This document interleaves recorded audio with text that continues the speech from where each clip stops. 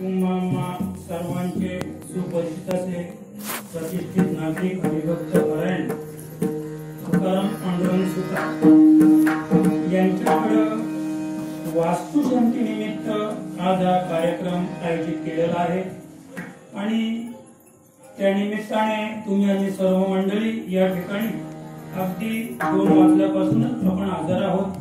या ठिकाणी प्रवचन चक्री प्रवचन 4 झाली, त्यानंतर प्रार्थना, हरिपाठ आणि मतकामालाची कीर्तन शिकवा। तत्पूर्वी या ठिकाणी ब्राह्मणांकरवी आणि वास्तुशांतीचा कार्यक्रम पार पडलेला आहे। आजची जी सेवा आहे संत शिरोमणी जगद्गुरु जगद्वंदे देहूगावचे श्रीमंत तुकोबाराया यांचा 4 चरणाचा इहलोकीची महती सांगणारा अतिशय किचकट स्वरूपाचा अजिबातच कोणाच्याच कुठल्याच पाठ्यातला नसणारा असा अभंग आहे।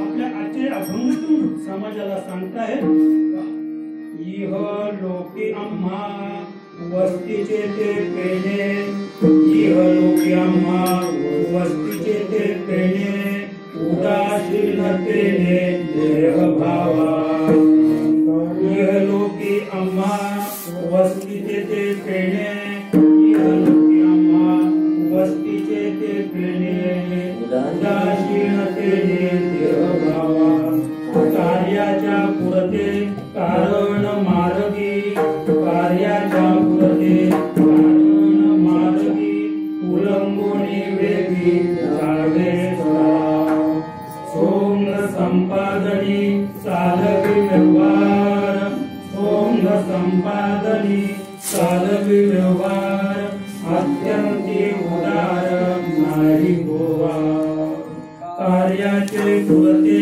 कारण मार्गी, कार्याच्या पुरते कारण मार्गी, उलंबोनी वेगी जावे तुका म्हणे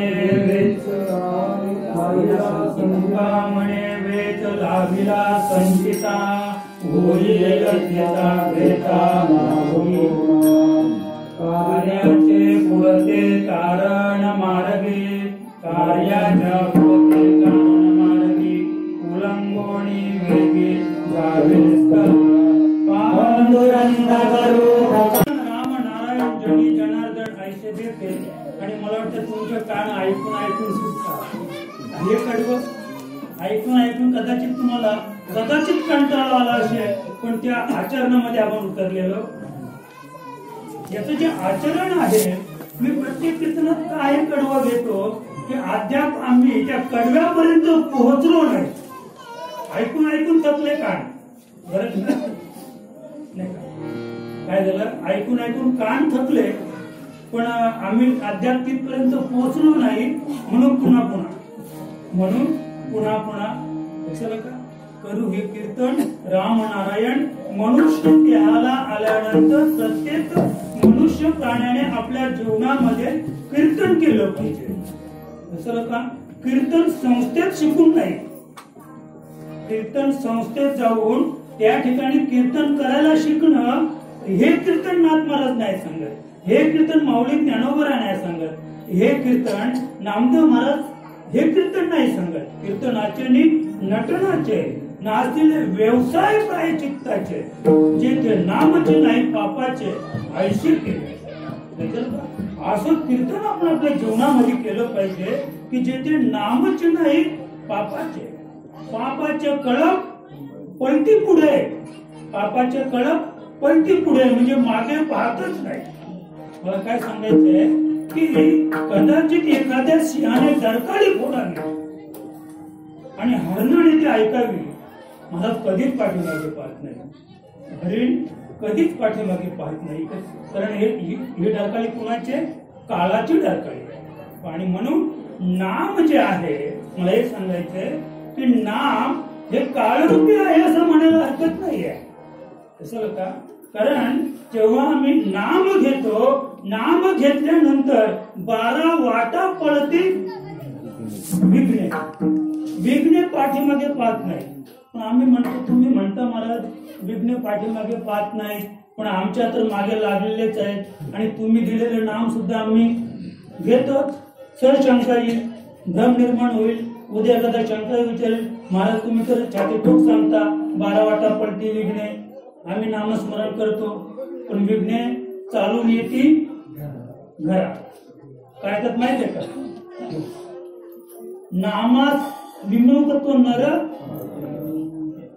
म्हणजे जेव्हा आम्ही नामाशी पाठमोरा होतो आणि नामाशी पाठीमोरा झाल्यानंतर मग विघ्ने चालून येते घरात. विघ्ने तेव्हा चालून येतात.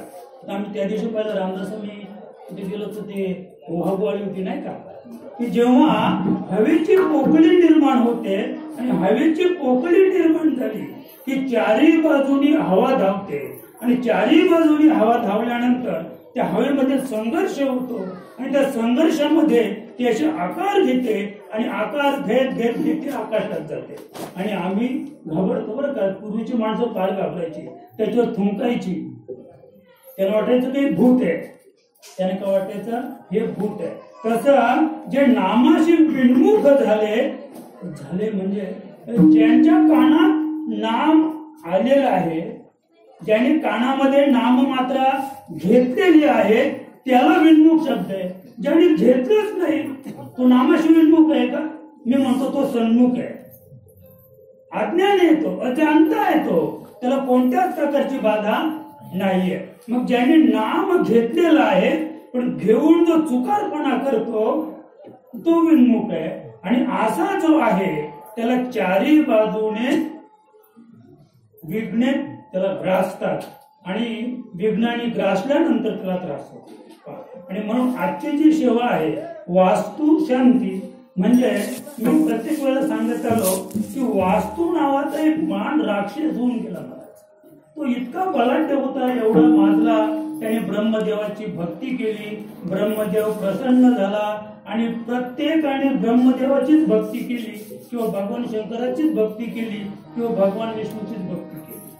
प्रत्येक राक्षस तिन्ही देवाची भक्ती करतात आणि तिन्ही देव हे कसे भोळे आहेत. भक्ती कोण करतो हे पाहत नाही, का करतो हेही पाहत नाही, त्याचं उद्दिष्ट काय तेही त्यांना कळत नाही. अगदी भावनावरचे देव की नाही. मला वाटतंय की यांची भक्ती कोणी करतच नाही, कोणी करतच नाही. म्हणून राक्षसाने भक्ती केली की ते लगेच प्रसन्न होतात आणि वर माग म्हणतात. आणि वर माग म्हटलं की आतापर्यंत आपण जर राक्षसांची परंपरा पाहिली, हिरण्यक्ष असो, हिरण्यकश्यप असो, रावण असो, कंस महाराज असो, हे तर अन्य कोणी असो, घरी नाही, दारी नाही, आत नाही, बाहेर नाही, आसनाने नाही, शास्त्राने नाही, मानवा हाती नाही, देवा हाती नाही. थोडक्यात सांगायचं म्हणजे अगदी त्यांचं सगळ्यांचा वर एकच पाठ आणि तो वर एकदा मिळवायचा आणि मग या विश्वामध्ये उच्चार मांडायचा. देवांना सळोपळो करून सोडायचे, 33 कोटी देवांना बंदीखान्यात टाकायचे. असा सगळा एकंदरीत उपक्रम त्या राक्षसांचा चालू. आणि याच न्यायाने वास्तू नावाच्या राक्षसाचं आणि ब्रह्मदेव प्रसन्न झाल्यानंतर मग विष्णू बरोबर त्याने तयारी केली. भगवान विष्णू बरोबर युद्ध करायची तयारी केली. म्हणजे एवढे ते मातबर होतात, ते स्वतःलाही विसरतात आणि आम्ही कोणाबरोबर संघर्ष करायचे तेही विसरतात. म्हणजे हा जो अहंकार आहे हा अहंकार आहे ज्ञानाचा. राक्षस ज्ञानी नव्हते, राक्षस ज्ञानीच होते. ते ज्ञानी नसते तर ब्रह्मदेव भगवान शंकर विष्णू त्यांना प्रसन्न झालाच असता कसा. पण प्रसन्न झाल्यानंतर त्यांची जी वाट आहे ती चुकली.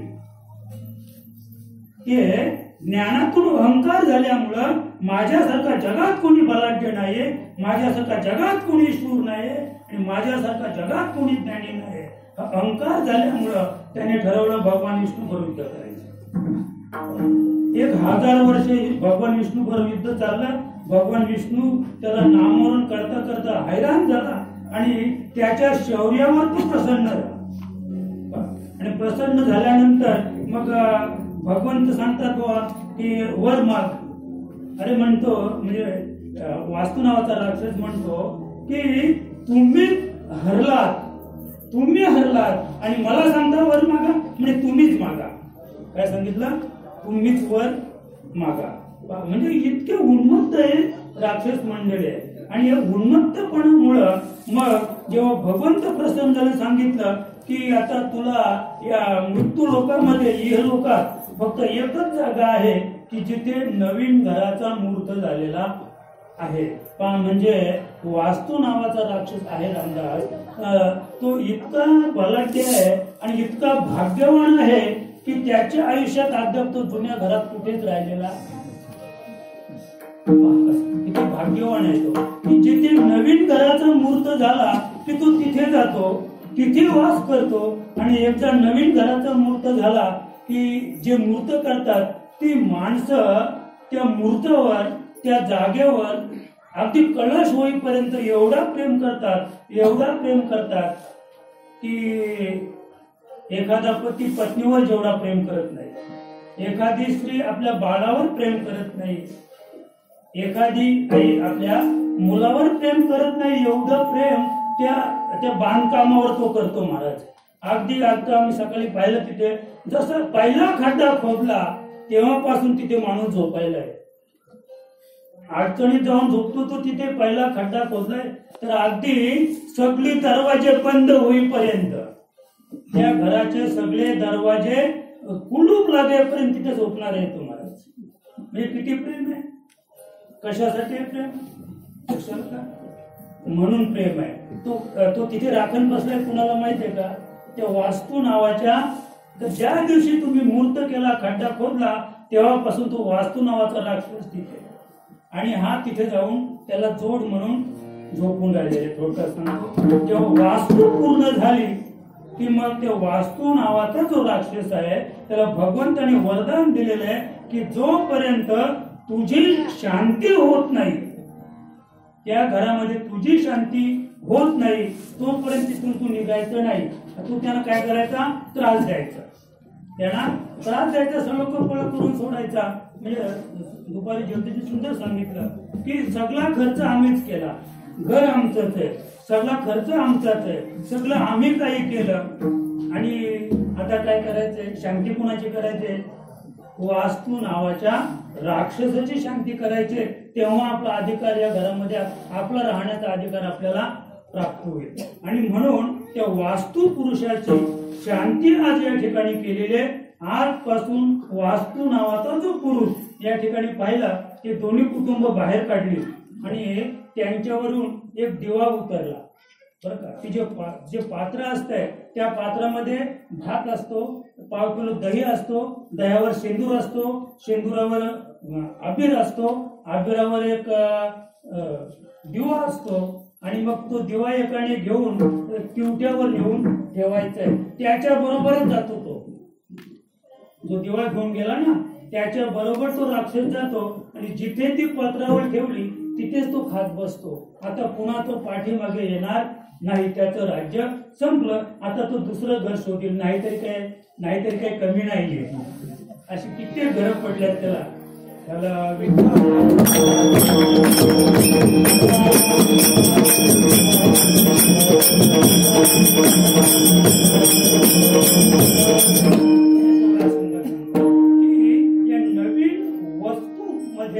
नवीन वास्तू म्हणजे आकार. रामदासने सुंदर सांगितलं की याला वास्तू का म्हणतात. आज काय वास्तू शांती म्हणजे विशिष्ट आकाराला आलेलं जे एक वस्तू आहे, ही वस्तू आहे. वस्तूला आकार नाही, पण वस्तू जेव्हा आकार घेते, वस्तूला आकार नाहीये, वस्तूला नाम नाही, वस्तूला रूप नाहीये, पण वस्तू जेव्हा आकार घेते तेव्हा एक मात्रा काना वाढतो. वस्तू जेव्हा आकार घेते तेव्हा ती वस्तू राहत नाही, ती होते वास्तू. आणि आम्ही प्रेम करतो वास्तूवर, वस्तूवर. अभंगात तेच पाहायचं आपल्याला. आम्ही ज्याच्यावर प्रेम करतो, आतापर्यंत माणसं जन्माला आली ती वस्तूवर प्रेम करत नाही. का प्रेम करत नाही, तर वस्तू अस्तित्वात नाही, पण वस्तू जिला म्हणतात ती अधिष्ठानीच आहे. वस्तू ही अधिष्ठानिक आहे, अधिष्ठान वस्तूचं आहे म्हणून वास्तू तयार झालेली आहे, नाही का? ज्याप्रमाणे भागवतात सुंदर वर्णन आहे की हे जे घर तयार झालं हे कुणाच्यामुळे झालं? वळंब्यामुळं. हे जे घर उभं राहिलं ना हे वळंब्यामुळं उभं राहिलंय. ज्याने घर बनवलं त्यालाही माहित नाहीये, ज्याने एवढा खर्च केला त्या सुंदर वास्तू कशी सुंदर आहे, पण कुणामुळे झाली? फक्त वळंबा वापरू नका, तुमचं घर पडल्याशिवाय राहणार नाही. वळंब्याचा वापर केला नाही तर घर पडल्याशिवाय राहणार नाही. आता ही वास्तू तयार झाली, आता मी वास्तूची शांती केलेली आहे, सर्वोपचाराने त्याची शांती झालेली वास्तूची, बरं का? आणि आता आपण या घरामध्ये राहायला आलो, तुकोबाराय सांगतात. पण या घरामध्ये प्रवेश करताना आपण एक गोष्ट लक्षात ठेवली पाहिजे, आता पाविजेल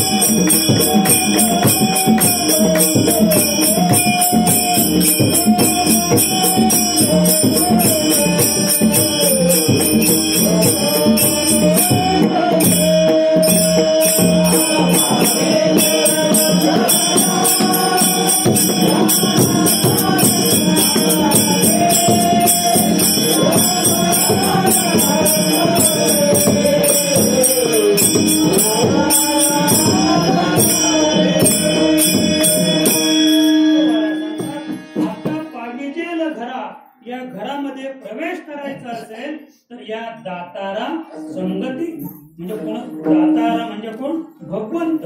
जे वस्तुरूपी जो म्हणजे देव ज्याला मी म्हणतो ते देवाच्या संगतीने घरामध्ये प्रवेश करायचा. मग येथोनी तेथवर येता नाही सत्ता, मग येथोनी तेथवर येता म्हणजे अथ पासून इतिपर्यंत नाही सत्ता दुजियाची म्हणजे काम, क्रोध, लोभ, मोह, मद आणि मत्सर एक बाजू आणि दुसरी बाजू वास्तू नावाच्या राक्षसाची सत्ता या घरातून संपलेले. तुम्ही जर भगवंताला घेऊन प्रवेश केला असेल तर मी कालच जगदीशला सांगितलं की पंचांग आणि भाडलीचं शास्त्र याच्यात फार फरक आहे. आता सकाळी पंचांग सांगतंय की उजवा पाय टाकून प्रवेश करा. पंचांग शास्त्र सांगतंय की घरामध्ये ती आरती कलश वगैरे ते 5 कलश होते, ते जे मालकीने तिच्या डोक्यावर ते 2 भांडी होती म्हणजे हंडा आणि कळशी अशी दूर होती आणि मालकाकडं आरती होती. पण भटजीने सांगितलं की आधी उजवा पाय टाका आणि मग घरात प्रवेश करा. हे पंचांग शास्त्र आहे. भाडलीचं मत असं आहे की सर्वांगाने प्रवेश करायचा असेल तर आधी डावा पाय पुढे टाका. त्याला सर्वांगाने प्रवेश, हे फक्त पायाने प्रवेश झाला उजव्या. पण सर्वांगाने जर प्रवेश करायचा असेल तर भाडली सांगते की आधी डावा पाय पुढे टाका आणि मग तुम्ही घरामध्ये प्रवेश करा. कधीच कुठल्याच प्रकारची बाधा किंवा विघ्न येणार नाही. त्याचे पुढे जेव्हा डावा सुरू वाहील नाकाचा तेव्हा उत्तम मुहूर्त घरामध्ये प्रवेश करण्याचा. मी नेहमी सांगतो की काही नाही केलं, अजिबात काही नाही केलं तरी चालेल, नुसतं एवढं केलं ना मला त्या घराचा मालक आणि मालकीन त्यांना बाहेर घ्यायची, एकाच्या हातात आरती द्यायची आणि एकाच्या हातामध्ये कळस द्यायचा, डाव्या पायाने प्रवेश करायचा. फक्त प्रवेश करताना आपला स्वर कोणता वाहतो तो पाहायचा. डावा स्वरात वाहत असताना तुम्ही जर प्रवेश केला तर महाराज 1 रुपया सुद्धा खर्च करण्याची गरज नाहीये. आणि कौतुकाने सांगतो महाराज, बाप भाग्य आमचं की जेव्हा पाहतो तेव्हा डावा स्वर चालू असतो. उजवा स्वर मी अद्याप पाहिला नाही माझा चालू. कधीही मी जरी आजमावला डावात चालू आहे, रात्री उठलो तरी डावात, दिवसा उठलो तरी डावात, आणि कोणतंही कार्य करत असताना सुद्धा डावा स्वर चालू आहे. लक्षात का? स्वर सुद्धा बदलता येतो महाराज, कारण परत्वे तसा एरवी 2.5 तासामध्ये स्वर बदलतो. पण तुम्हाला अर्जंट काही करायचं असेल महत्वाचं तरी तुम्ही बदलू शकता, पण त्याच्यासाठी सद्गुरू वाचवले.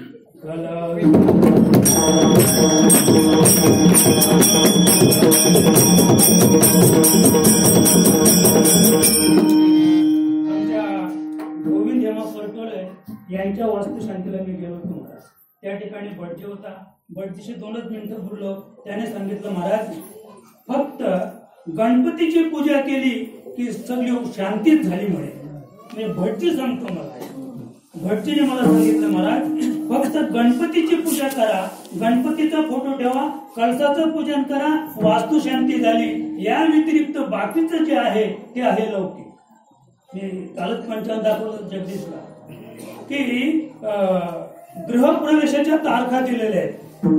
गृहप्रवेश कोणत्या दिवशी करायच्या तारखा दिलेल्या आहेत. पण कंसात लिहिले लौकिक. कंसात काय लिहिलंय? लौकिक. लौकिक याचा अर्थ की हे तुम्हाला जे करायचंय, हा जो प्रवेश करायचाय लौकिक म्हणजे लोकांना दाखवण्यासाठी. लौकिकचा अर्थ काय? लोकांना दाखवण्यासाठी जे आम्ही करतो त्याला लौकिक शब्द वापरलेला आहे. आम्हाला घरात प्रवेश करायचंय कशासाठी? लौकिक म्हणजे लोकांना. आता सगळ्यांना माहीत झालंय, या अंबरच्या गावात आणि त्यांच्या सोयऱ्या धाऱ्यांना पण माहीत झालं की तुकाराम पांडुरंग सुतार आता नवीन घरामध्ये राहायला गेले. हे केव्हा माहीत झालं? लौकिक. कशाला का? मी काहीतरी लौकिक असं काहीतरी केलं तेव्हा समाजाला माहीत झालं की आता ही मंडळी त्या घरामध्ये राहायला गेली.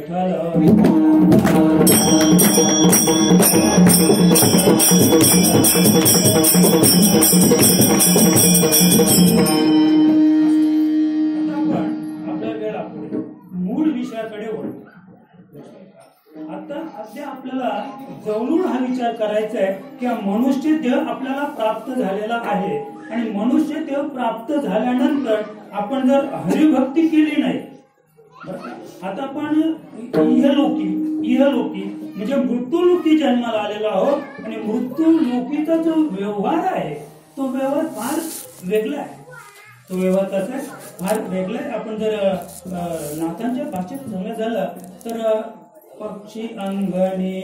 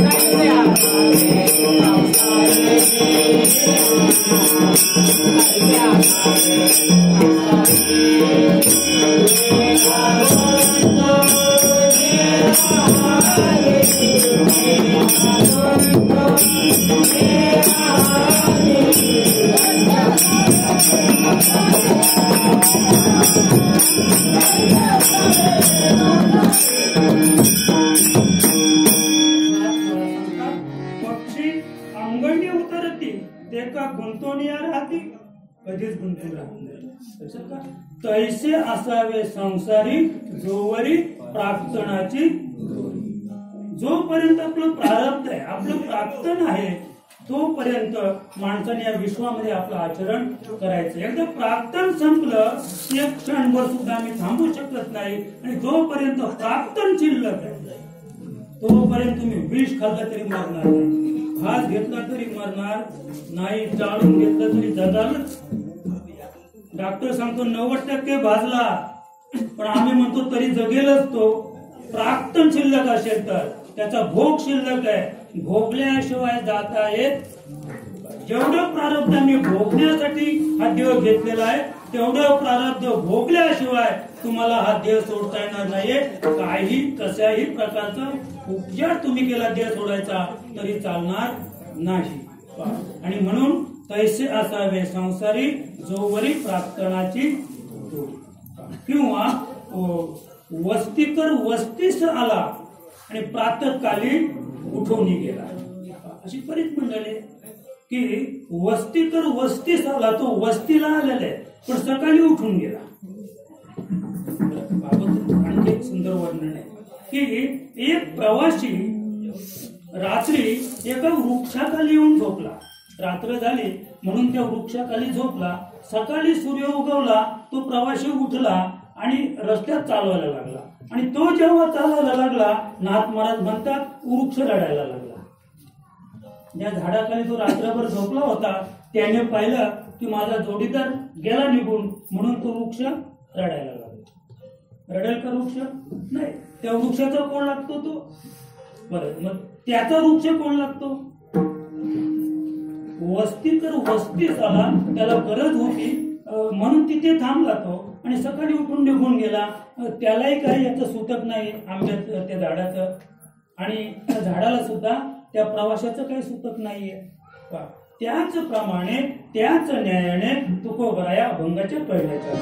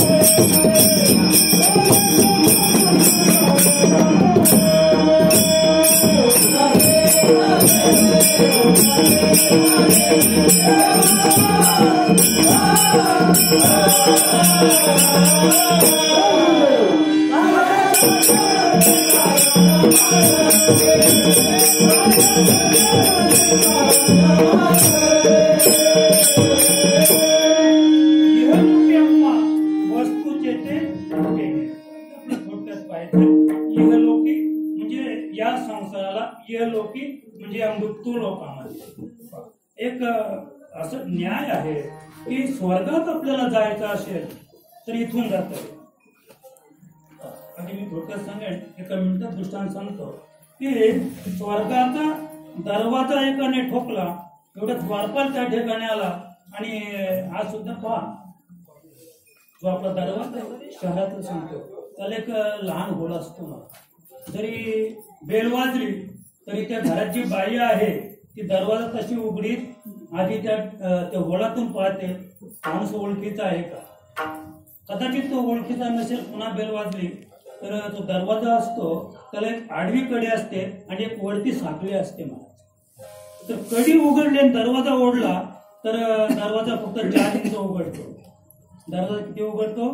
4 इंच उघडतो. त्याने लाथ मारली तरी दरवाजा आत येणार नाही, कारण त्याला वर काय कडी आहे. मग ती त्या 4 इंचातून पुन्हा पाहते आणि त्या 4 इंचातून संभाषण होत.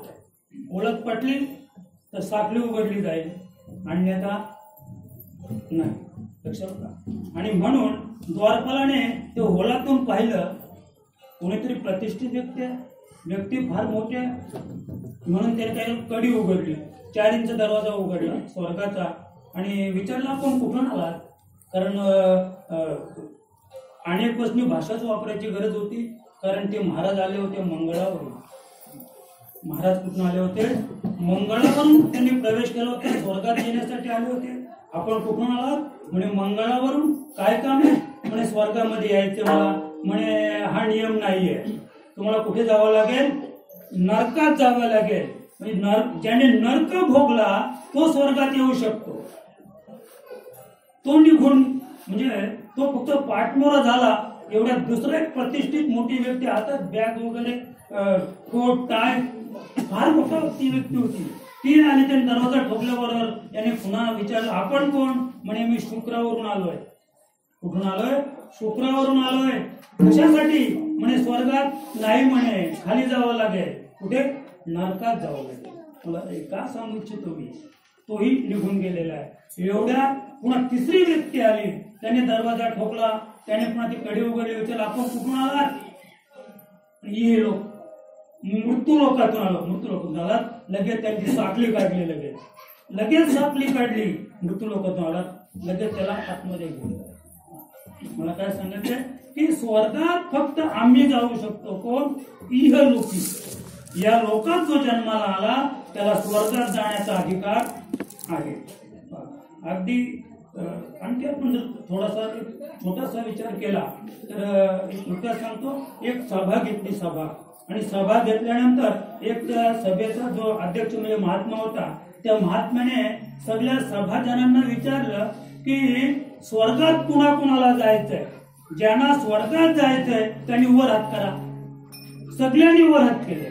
स्वर्गात कुणाला जायचं नाही. आता आपण सांगितलं कुणाकुणाला यायचंय. ती काय जिजा आहे का? पण ती पण अनावधानाने बरं का ती फसली. तुकोबांच्या स्वभावामुळे फसली. कारण ते निघायच्या वाशिंदला सांगायचे वैकुंठाला, निघायचे करवेळ्याला, मडला, उशीतला, इकडे चिखल्याला जायचे तुकाराम महाराज. पण ती बाई विचारची कुठे निघालात? वैकुंठाला. जायचे चिखल्याला. कुठे निघालात? जायच्या आसोशाला आणि सांगायचे वैकुंठाला. आता ज्या दिवशी वैकुंठाला निघाले पण तिचे कान पिटले होते ऐकून. एकच वाक्य असायचं, कुठे निघाला? वैकुंठाला. आणि मग आता लक्षात का? पण एक तिथं चुकलं. आता तिने विचारलं नव्हतं. आता जिजाईने विचारलं नव्हतं तुकोबाला कुठे निघाला. आता तुकोबा विचारतात यायचं का? वैकुंठाला. ते म्हणे तुम्हीच जा. ते तिला माहित होतं तुकोबांचं वैकुंठ. सकाळी वैकुंठाला जातात आणि दुपारी पुन्हा घरी येतात. फार पडतं दिवस मावळेपर्यंत तुकोबा वैकुंठाला जाऊन यायचे. त्यांना वाटले की आता हे चाललेच वैकुंठाला पण परत येतील. पण जेव्हा विमान पाहिलं तेव्हा लक्षात आलं की फसले. पण का फसली? तुकोबांच्याच वक्तव्यामुळे ती फसली. नाहीतर ती फसली नसती. झालं.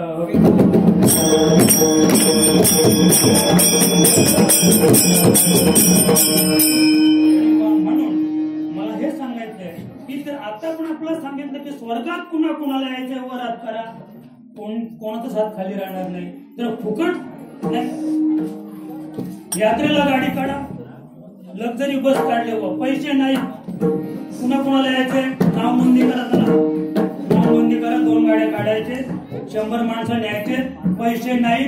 जेवण फुकट मिळेल. सगळं फुकट. मला वाटतं नोंद करणं कोणीच येणार नाही. सगळं फुकट.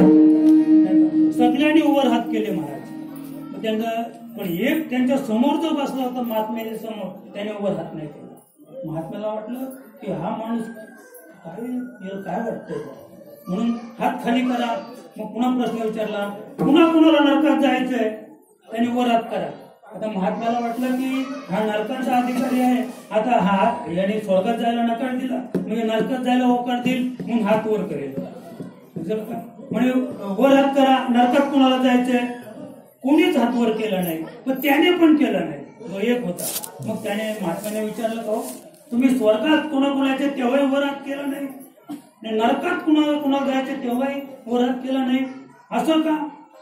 म्हणे महाराज हा मृत्यू लोकच नरक आहे. त्याने काय सांगितलं? हा जो मृत्यू लोक आहे हाच नरक आहे. नरक आणखी या पृथ्वीच्या पोटात नाही. नरक पृथ्वीच्या पोटात नाहीये. हा मृत्यू लोकच नरक आहे आणि मी नरकातच राहतो. आणि या पृथ्वीच्या पाठीवर जेवढी माणसं जन्माला आली त्यांनी या पृथ्वीचं काय केलेलं आहे?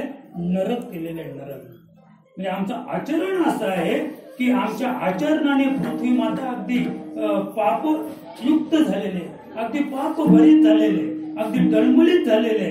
आणि म्हणून इथून जो माणूस निघाला तो कुठे जातो? स्वर्गात. आता इथून म्हणजे कुठे निघाला? तो नरकातून निघाला. मला हे सांगायचं. इथून जो निघाला तो कुठे गेला? स्वर्गात गेला. दुसरी बाजू आपण आता पाहूया बरं का. इहलोकी आम्हा तुकोबाराया सांगतात. कारण जेव्हा बाबाजी चैतन्य स्वामींची तुकोबारायांना भेट झाली त्यांनी सत्याचा शोध घेतला. वस्तू काय आहे एवं वस्तू सिद्धांत जाता जाणण्याची वस्तू तत्वता.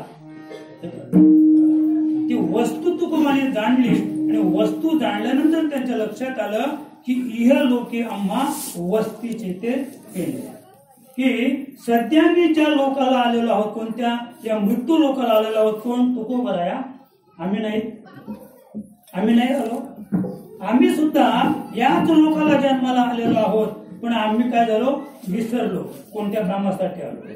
या ठिकाणी तुकोबराया सांगतात की इह लोके आम्हा वस्तीचे ते पेणे. पेणे म्हणजे क्षणभर विश्रांती घ्यायची, पेणे म्हणजे विश्रांती. जसं आता आमचं प्रेत चाललेलं आहे, पण प्रेत चालल्यानंतर कुठेतरी मध्यावर त्याला उतरायचंय, प्रेताला कुठे उतरायचंय, मध्यावर उतरायचंय, त्याला म्हणतात विसावा म्हणजे विश्रांती. कारण गावातून काढल्यापासून तर आमच्या त्या मोठ्या मुवाने नेईपर्यंत त्या प्रेताला अतिशय धाप लागलेली असते. त्याचे पाय ठणकतात, त्याचे हात ठणकतात, त्याच्या अंगाचा ढाळ झालेला असतो, त्याला घाम फुटलेला असतो, तो पुढे चालू शकत नाही स्मशानापर्यंत.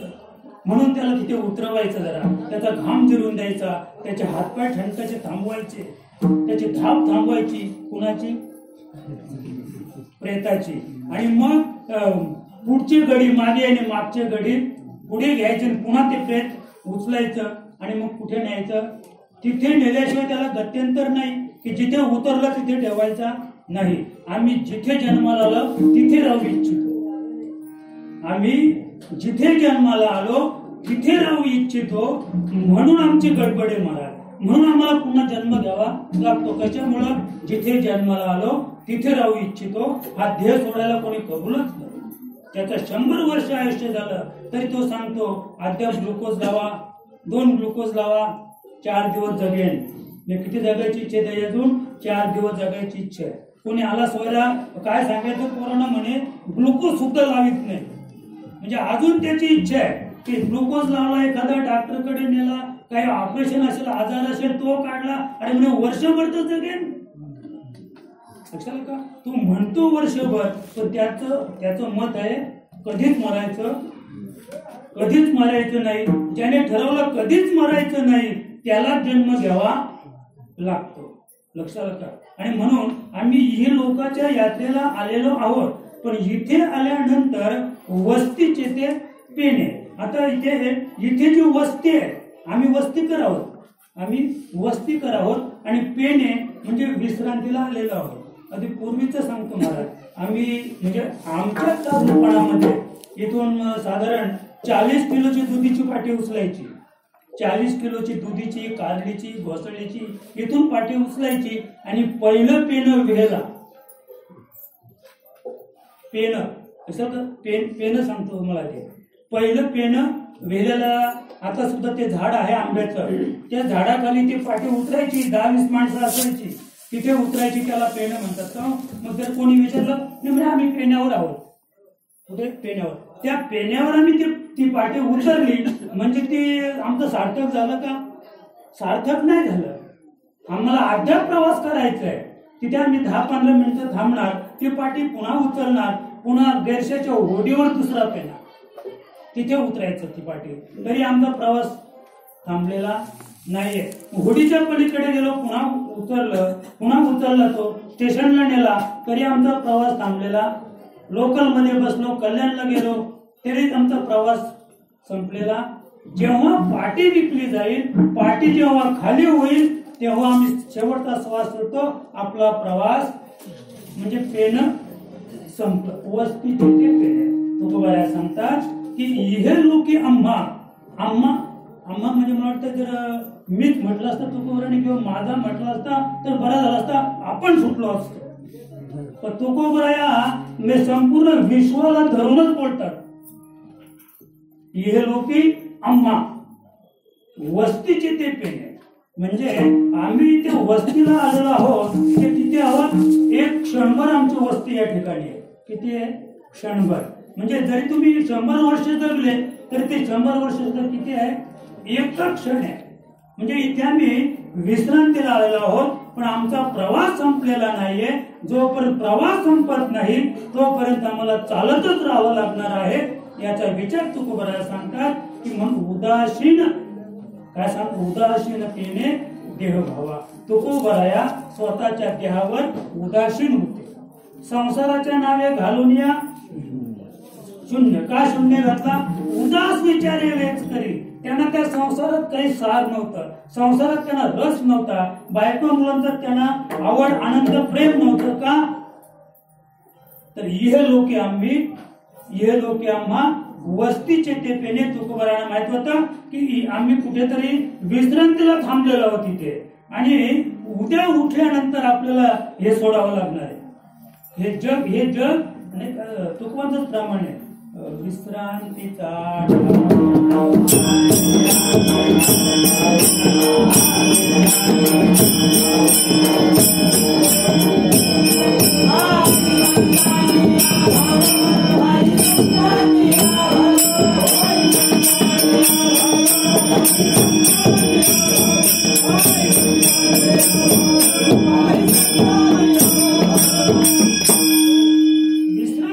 ठाव पायी संतांची. विश्रांतीत घ्यायची असेल तर संतांच्या पायी लीन व्हावं लागेल. का तर तुका म्हणे पेने आम्हा वैकुंठी राहून. तुकोबाला काय सांगतात की आमची जी विश्रांती आहे ती कुठे? वैकुंठामध्ये. वैकुंठात गेल्याशिवाय आमचं अंतिम ध्येय आम्हाला प्राप्त होत नाही. म्हणून तुकोबाला सांगतात संत उदासीन चित्त. चित्तामध्ये ज्याला संतही पदवी प्राप्त झाली ते चित्तामध्ये कसे असतात? उदासीन असतात. का उदासीन असतात? तर इह लोकीचे आम्हा वस्तीचे ते पेने. म्हणजे इथे आम्ही वस्तीला आलेलो आहोत. वस्ती म्हणजे पेन. इथे फक्त क्षणभर विश्रांती घेणार आहोत. म्हणून तुकोबारा सांगतात की उदासीन या देहावर आम्ही कसे आहोत? उदासीनतेने देवभावा. या देहाचा जो भाव आहे, देहाचा भाव कोणता आहे? मी आणि माझे टाकी परते ओझे. म्हणजे या देहावर मी देह किंवा माझा देह, माझा हात, माझा कान, माझा नाक, माझं डोळं, हा जो भाव आमचा देहाविषयी आहे. तुकोबांचं मत की उदासीन मी आहे.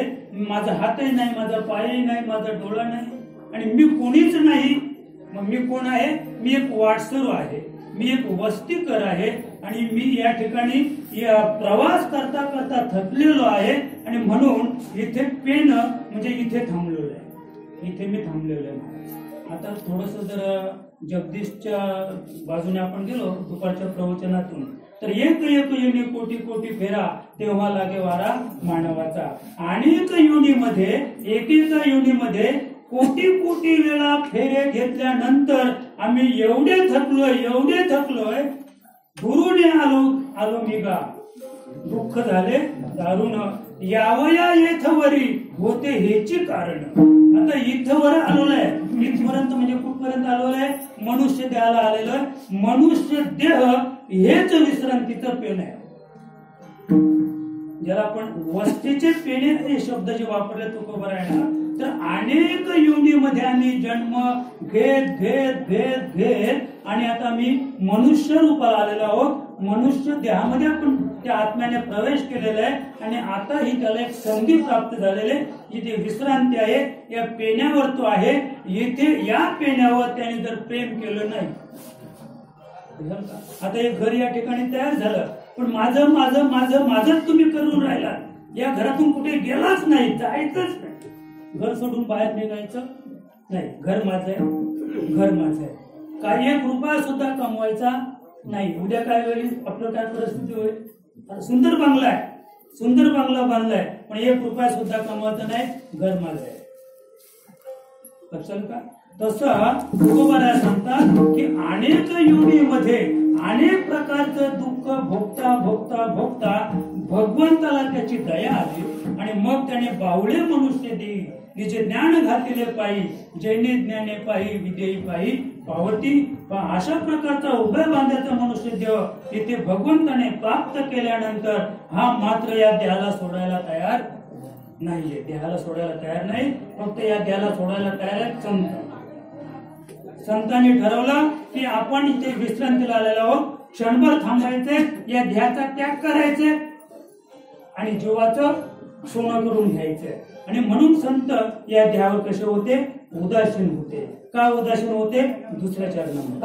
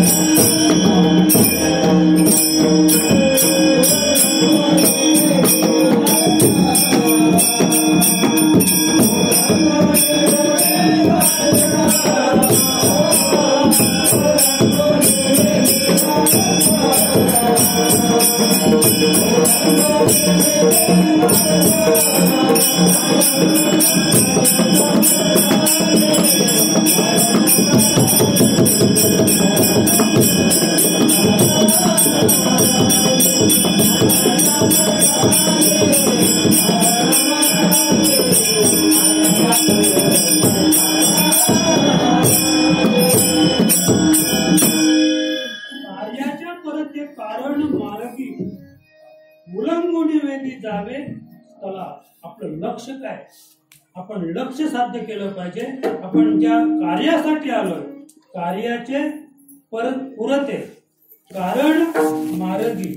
आम्ही ज्या मार्गावर आहोत, उदाहरणार्थ आपण दिंडीला निघालो, पंढरपूरला जायला निघालो, पण आता आपण कुठेतरी थांबलोय विश्रांती. थोडक्यात सांगतो, पहिला मुक्काम कुठे, मुरबाडला.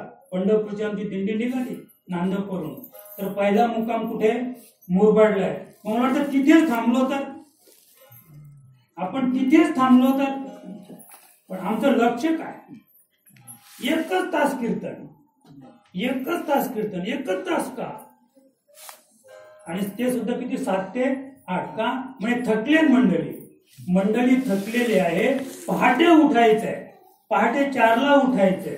म्हणजे मंडळी जरी मुरबाडला वस्ती करून राहिलेले, मार्गामध्ये थांबलेले आहे, पण लक्ष कुठे, स्थलाचं. स्थल काय आहे, पंढरपूर. पंढरपूरला पोहोचायचंय म्हणून एकच तास कीर्तन. बस 8 वाजले, तुम्हाला 9 वाजेपर्यंत सगळी झोपलेली दिसते. एकही वारकरी जागा दिसणार नाही, आणि भजन नाही, बाकी कुठलंच काही नाही. लक्षात का, ती थकलेली आहे, पण त्यांचं एकच लक्ष आहे, पहाटे 4ला उठायचंय आणि 35 किलोमीटर प्रवास करायचंय. दररोज किती प्रवास करायचे, 35 किलोमीटर प्रवास करणे हा त्यांचं लक्ष आहे. कारण मार्ग किती क्रमण करायचे उद्या हे त्यांचं लक्ष आहे. 35 किलोमीटर चालायचंय आणि उलंगुनी वेगी जावे स्थला. म्हणजे आपलं काय करायचंय, म्हणजे आज आपण ज्या ठिकाणी वस्तीला आहोत ते स्थान आपलं उल्लंघून, ते स्थान सोडून आपल्याला वेग करायचंय, धावायचंय. कुठपर्यंत, त्या जावे स्थला. म्हणजे पंढरपूरला जाईपर्यंत आपल्याला काय करायचंय, मार्गामध्ये ज्या ज्या ठिकाणी अडथळे येतील तिथे थांबायचंय, तिथे पहाटे 4ला उठायचंय आणि पुन्हा वेग करत धावत सुटायचंय. कुठपर्यंत धावायचंय, त्या स्थळापर्यंत. एकदा आपण पंढरपूरला गेलो की बस संपलं. मग आता पुन्हा धावायचंय का, म्हणजे तिथे गेल्यानंतर धावणं संपलं. पण धावणं किती संपलं, ते 1 दिवसापुरतं संपलं की पुन्हा मग असं धावतो की सशाला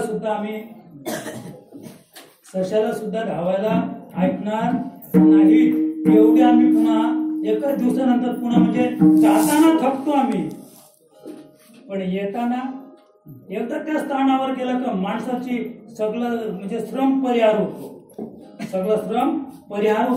शीन गेला भाग गेला तुझं पाहता विठ्ठला. का गेला शीन, का गेला भाग, तर बायका मुलं कुठे, घरदार कुठे आहे, ते घरदार आणि बायका मुलं त्याचा शीन आणि भाग घालवतात तिथे.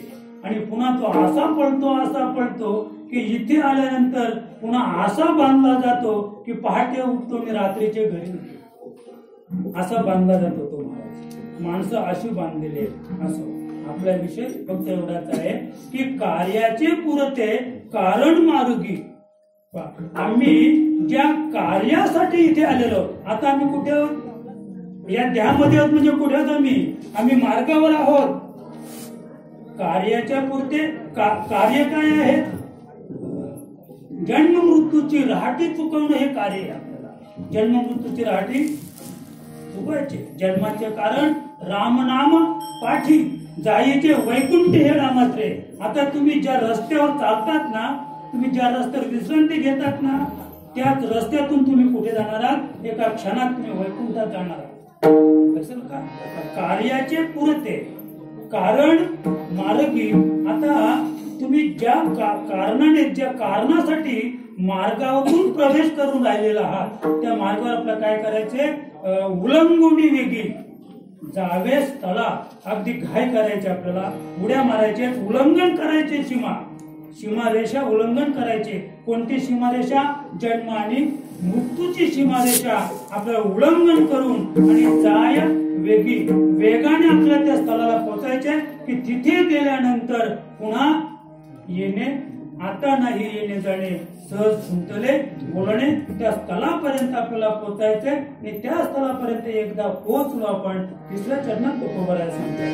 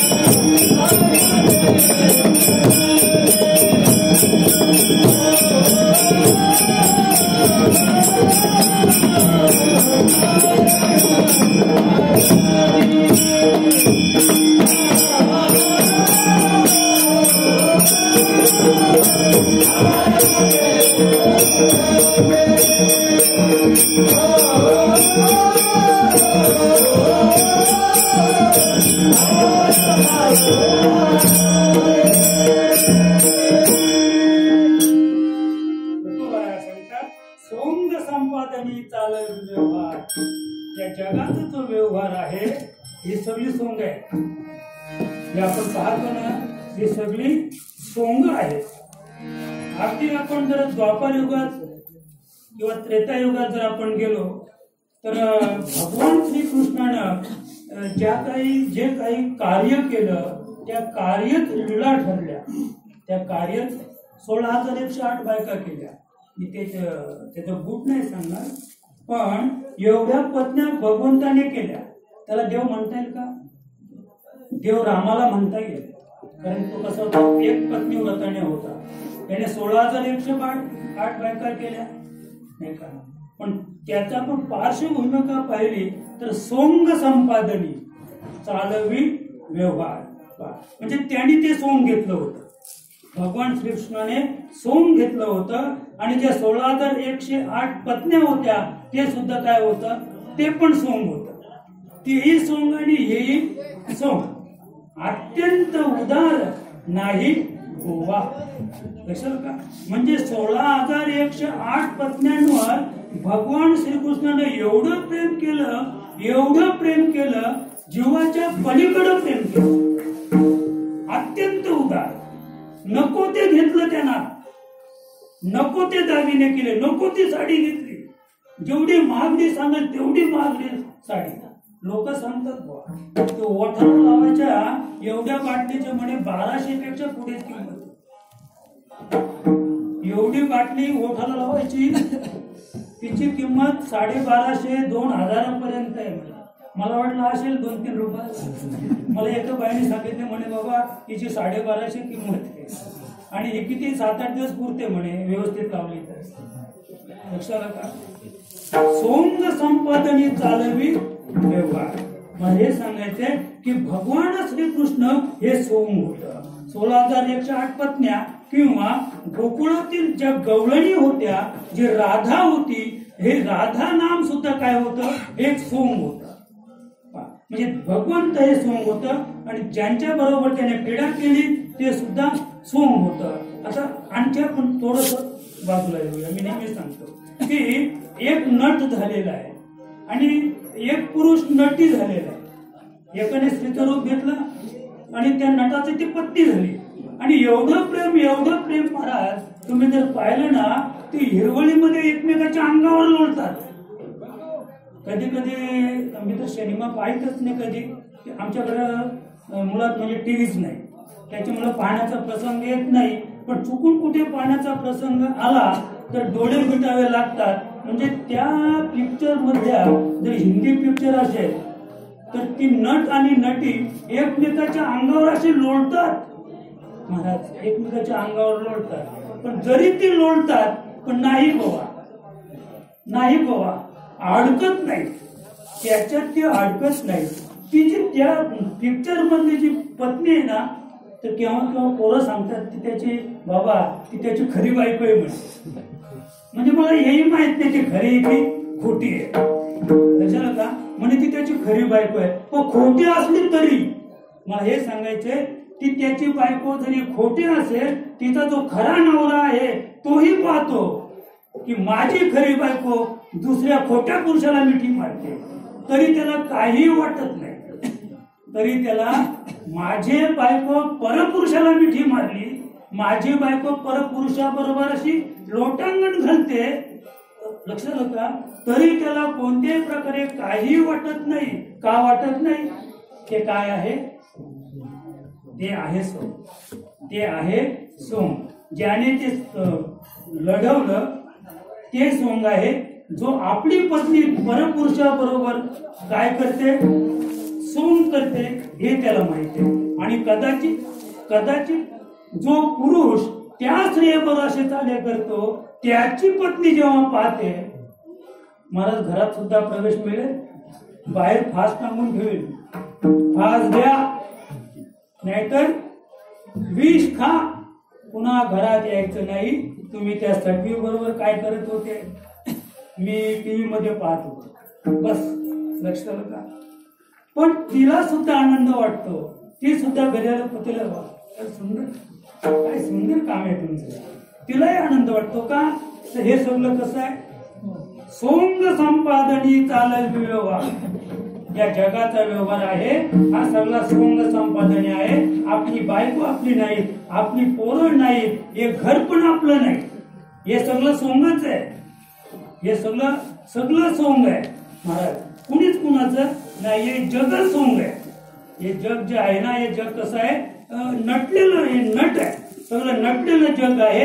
आणि नटलेल्या जगामध्ये आम्हाला जोपर्यंत हे जग खरं वाटतंय, हे माझं घर आहे, हे जोपर्यंत खरं वाटतंय तोपर्यंत जन्म मृत्यूची जी सीमा आहे ती आपल्या ओलांडता येणार नाहीये.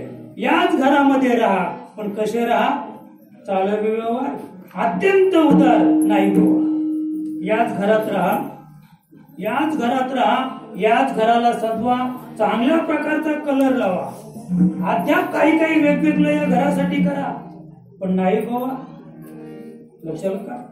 जर तुम्हाला सत्य कळलं तर याच्यात गुंतून राहू नका, हे महत्वाचं आहे. याच्यात गुंतून राहू नका. आम्ही गुंतलोय का गुंतलोय उगीच नाही का. म्हणजे बाबा सुंदर सांगायचे, एक पाटील होता, पोलीस पाटील, आणि तुकोबराया तो पाटील देवगावचाच होता. तुकोबराया प्रत्येक वारीला जायचे, पण तुकोबांच्या म्हशी होत्या. पाटील त्यांना भेटायचं, पाटलाच्या पण म्हशी होत्या. पाटील आणि ते दोघं बरोबर जायचं चारायला. मग प्रत्येक वर्षी वारी आली की तो पाटील यायचं का यावर्षी या आमच्या बरोबर वारीला. नाही म्हणे, फार अडकले संसारात, संसारातून सुटलो ना की मग तुझ्या बरोबर मी वारीला येईल. मग प्रत्येक वर्षी ते सांगायचे पाटील या वर्षी तरी या, तुम्ही मागच्या वर्षी बोलले होते ना पुढच्या वर्षी पाहू. बस असं करता करता हे पाटील कधीच गेलेलं आहे. मग एक वेळ तुकोबा वारीवरून आले आणि एका झाडाला मिठी मारली आणि पाटील धावा तोंडराम तिकडे जाऊ नको, ते किती बडबडू दे आपलं लक्ष तिकडे नाही. कांत ये काही भूंक तिथे द्यावी भूंक आणि आपण त्याचे नये शिकू, आपण ते शिकायचं नाही. बस तुकोबराने त्या झाडाला मिठी मारली आणि पाटील धावा मला झाडाने पकडलंय पाटील धावा झाले. पाटील असते, पाटलाचं काम आहे सोडवणं. तरी काही भानगड झाली कदाचित आणि जरी एखादं केस झाली तर आधी कोण जातो? पहिल्यांदा पाटील जातो. आणि पाटलाने सांगितलं की साहेब हा माणूस तसा नाहीये, हा भानगडखोर नाहीये, त्याला सोडून द्या. तर लगेच तो इन्स्पेक्टर लगेच सोडून देतो, कारण पाटील येतो. त्या फौजदाराचा म्हणतो पाटील आहे, पोलीस पाटील. तो पाटील कोणाचा? गावचा पाटील नाही तो खरा, म्हणजे तो खरा आहे पोलिसांचा पाटील. पण त्यालाही माहित नाही मी पाटील कोणाचं. त्याला वाटतं मी गावचा पाटील आहे.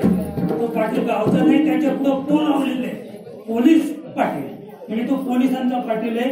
पोलिसांची काही तक्रार असली तरी त्याने मिटवायचे आणि गावात काही तक्रार झाली तरी पाटील सांगेल तसं मान.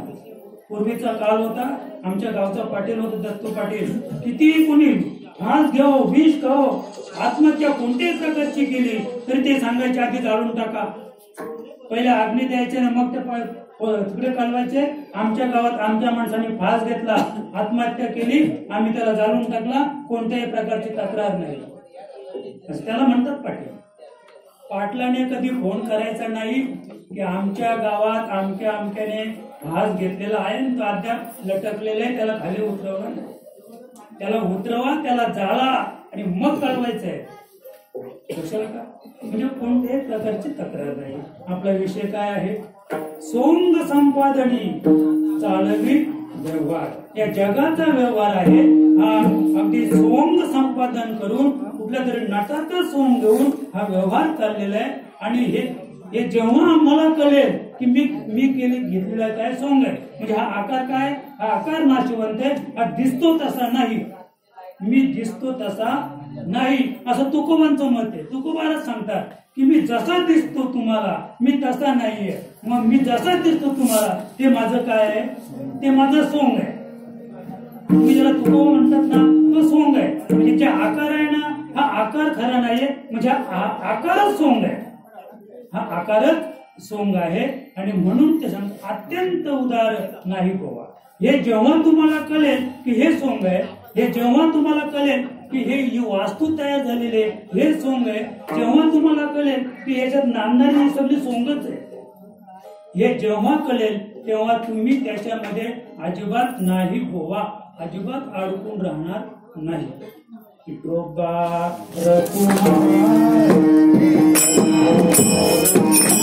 तुकामुळे वेद लावलेला संचिता. तुकोबारा सांगतात की माझ्या जीवनामध्ये मी माझ्या आयुष्यात काय केलं, सर्वात महत्वाचं काम कोणतं केलं असेल तर वेद लावलेला संचिता.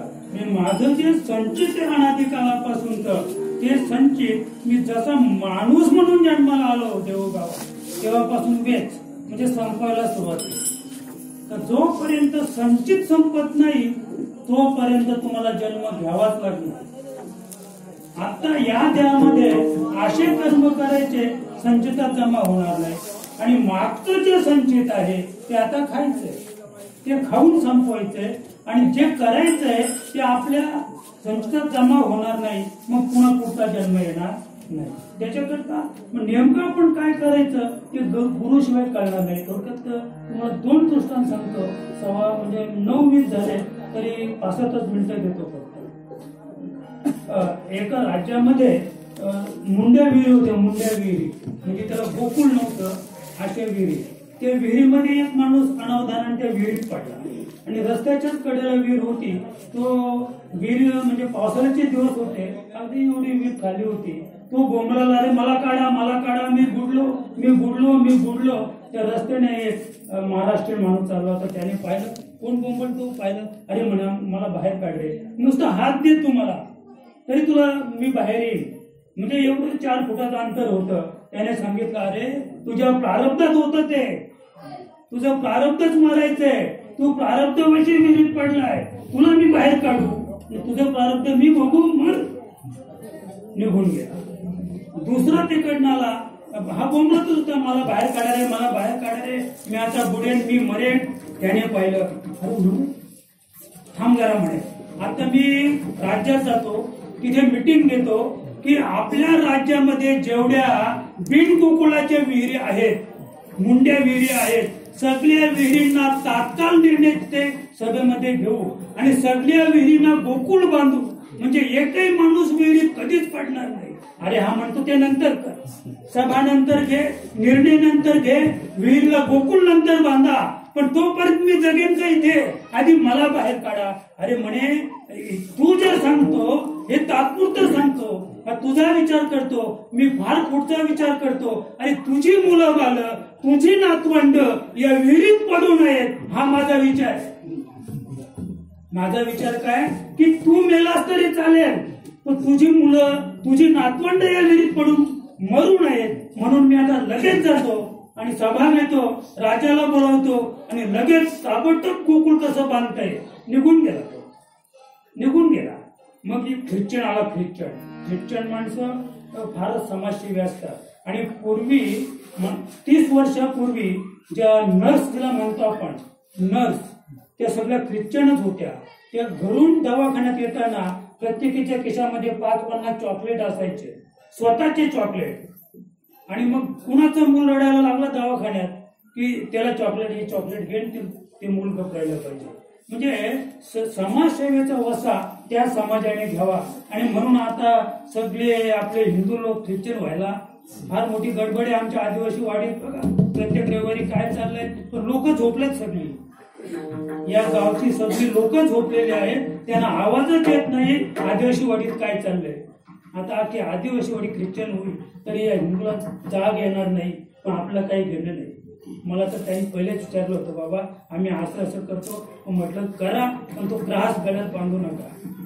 मी त्यांना सल्ला दिला होता की त्रास वगैरे बांधू नका, तुम्हाला ख्रिश्चन म्हणतील पहा तर सावध व्हा. तर म्हणे तसं काही नाहीये, पण वास्तविक हे गावाने त्यांना विचारणा केली पाहिजे काय चाललंय.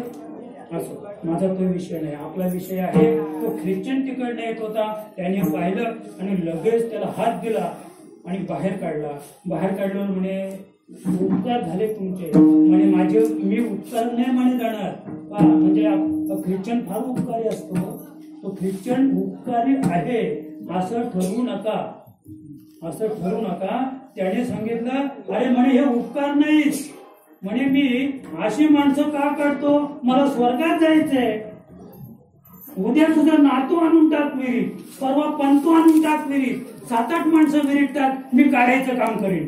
जेवढी माणसं मी बाहेर काढेन तेवढं पुण्य होईल आणि मी तितकं मी स्वर्गात. लक्षाला म्हणजे आता विचार करा तुम्ही, ही समाजसेवा आहे का?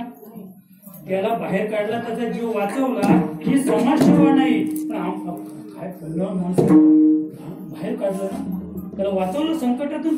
पण संकटातून वाचवण्याचं त्याचं उद्दिष्ट काय? त्याने सांगितले उद्या 7-8 आणून टाका, मी सगळी बाहेर काढली.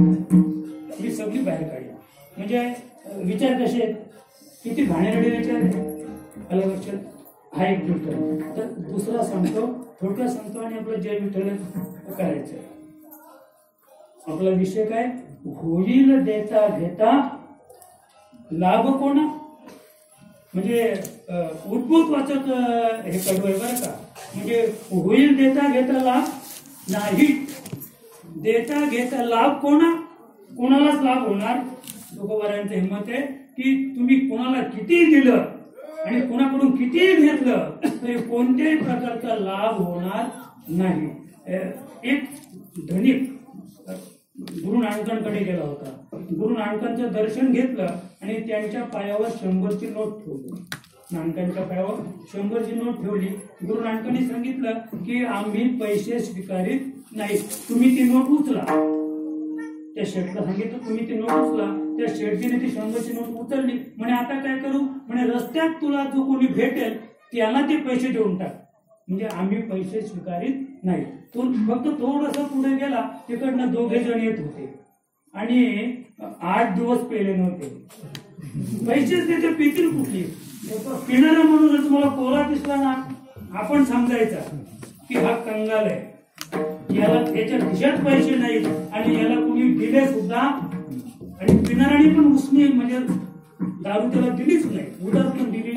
म्हणून तो कसा आहे, स्वच्छ दिसला, साधा दिसला, आपण समजायचं की याच्याकडे 8 दिवसापासून 1 रुपया सुद्धा नाही. आणि ज्या दिवशी तुम्हाला तो पडलेला दिसेल, आपण समजायचं याने कुठून तरी काहीतरी केलं. थोडक्यात ते दोघे आले होते, याने पाहिलं, दान केले 100 रुपये. 100 रुपये दान केले, पण नानकजीने सांगितलं होतं ते काय करतात ते पहा. ते 100 रुपये घेतले, दारूच्या गुत्त्यावर गेले, दोघे 50 रुपयाची दारू पेले. किती? 50 रुपयाची दारू पेले. 50 परत घेतल्याने विचार केला, म्हणे आपल्या देशाच्या बाजारात जायचं नाही. 50 टाकतात अद्याप काही आपले 50 बाकी, 50ची दारू पेले. आणि मग ते दोघे पण वेशेचा जो बाजार असतो त्या वेश्या बाजारामध्ये दोघे गेले. आणि ते जेव्हा वेशेच्या घरात घुसले तेव्हा हा शेठ बाहेर आला. शेठ पाठीमागे आला, नानकाकडे आला. नानकाने विचारलं, महाराज आपण 100 रुपयाचं काय केलं? म्हणे 100 रुपये दान केले. तर ज्यांना दान केलं त्याने काय केलं? म्हणे 50ची दारू पेले आणि 50 रुपये घेऊन वेशेच्या घरात गेले. ठीक आहे म्हणे. काय म्हटलं, आता हे मी 5 रुपये देतो, हे घे. मला काय सांगायचे? होईल देता घेता लाभ, देता घेता लाभ कोणा अजिबात नाही. कशाला करा? मग त्यांनी 5च रुपये दिले. हे 5 रुपये घे आणि जो पहिल्यांदा तुला भेटेल त्याला हे 5 रुपये दे. 5 रुपये कोणाचे होते? नानकजींचे 5 रुपये होते. त्याने 5 रुपये घेतले. समोरून एक व्यक्ती येत होती महाराज, त्यांचं दर्शन घेतलं, त्यांना 5 रुपये दिले. 5 रुपये दिल्यानंतर त्यांच्याकडे पिशवी होती. पिशवीमध्ये 3 कबूतर होती, जिवंत कबूतर. त्याने लगेच पिशवीचं ते तोंड सोडलं. 3 कबूतर त्याची देखत उडून दिली. म्हणे हे काय? म्हणे काय सांगू मला, इतकी अवस्था कठीण. माझी 2 मुलं, माझी बायको घरी आहे, 3 दिवसापासून उपवास आहे. 3 दिवस प्रयत्न करतो पण मला मजुरी कुठे मिळली नाहीये आणि 3 दिवसापासून बायको उपवास आहे. ही 3 कबूतर मी पकडली. एका म्हणजे हे नवीन घर बांधले जातात ना बिल्डिंग, म्हणजे एका बिल्डिंग मध्ये गेलो, मी 3 कबूतर पकडली आणि मी आता ठरवलंय की 3 कबूतर कापायची आणि त्याच्या मांसावर आज उदरनिर्वाह करायचा. पण आता मला 5 रुपये मिळाले, मला कबुतरांची काय देणे? त्याने 3 कबूतर सोडून दिली. म्हणे 5 रुपयात आमचा आजचा दिवस सुखाने जाईल. पुन्हा महाराज परत दिले. सांगितलं, म्हणे महाराज 5 रुपयाने 3 जीव वाचवले, 3 कबूतर त्याने सोडून दिले. मला नेमकं हे सांगायचंय की होईल देता देता लाभ कोणा? मी नेमकं आपण कुणाला काय दान करतो, त्या दानातून पुण्य होईल की पाप होईल हे आम्हाला कळत नाही, कळणार सुद्धा नाही. म्हणून आपण फक्त आपल्या जीवनात एवढंच करायचं आहे की आपण इथे वस्ती करावं, पेने म्हणजे विश्रांतीला आलेला आहोत. उद्या आपल्याला पुन्हा रस्ता आपला पकडायचा आणि त्या स्थानावर जाईपर्यंत कुठेही थांबायचं नाही. आणि जरी थांबलो तरी आपलं लक्ष ते पाहिजे. का म्हणून ये लोके अम्मा वस्तीचे ते पेने आणि उदासीनतेने ते भावा. ज्ञानेश्वर